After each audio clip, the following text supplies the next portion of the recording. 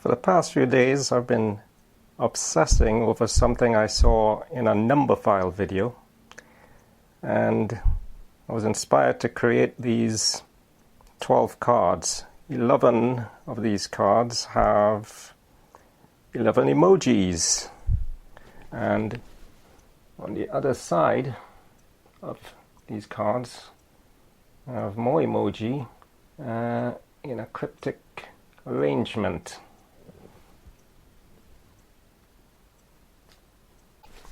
Now this is supposed to be like a magic trick, in which we ask a member of the audience, a spectator, a volunteer, to pick any one completely at random of these 11 cards and remove them. Keep it in his possession, his or her possession. Now I don't actually have a spectator here, so I shall be using this random number generator. The 9th card, so we'll remove the 9th card. So the spectator has removed the 9th card. Now it's not going to be impressive for me to guess what that is, as I actually know how these are laid out. And the backs of the cards have subtle differences, so it's fairly easy to figure out what emoji that is. But what might be more impressive is that the cards themselves can figure out what emoji that is. And that's because the backs of these cards are actually a code that can be executed. And a sequence of codes form an algorithm. And executing this algorithm needs data. So the audience member can be asked to produce that data by turning over any 5 of these 10 cards. They have completely a free choice in which cards to turn over. So again, I'll use the random number generators to do this.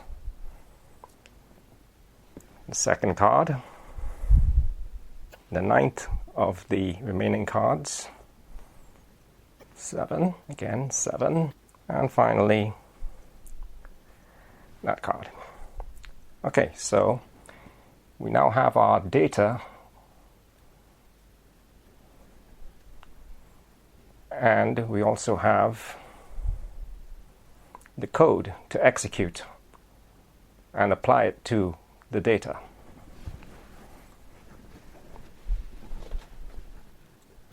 In order to execute the code, apply it to the data, we also need a way of storing intermediate results. All computers have a memory, and that's what this is for. This will be tracking our partial results, and I'll be using this button cell as a token. So we initialize our memory, placing it up there in the 12 o'clock position, and then execute the code given the data. Now, that means we have to turn counterclockwise by 2 steps.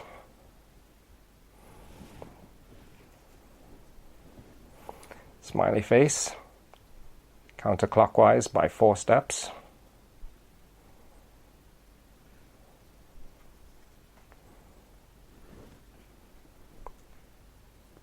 Counterclockwise by 2 steps.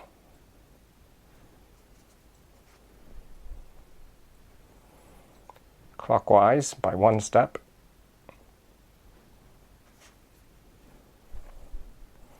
Clockwise by 4 steps, which means this is the musical note.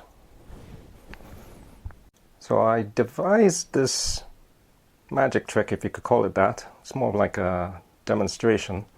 After watching a Numberphile video that featured Dr. James Grime trying to use a mathematical principle, a mathematical identity, and to turn it into a card trick.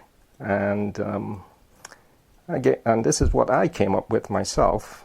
So it's rather different from what Dr. Grime had presented in the video, but you could judge for yourself.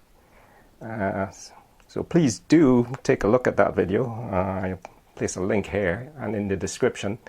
And I think after seeing that, it should be fairly straightforward to figure out how these cards actually work.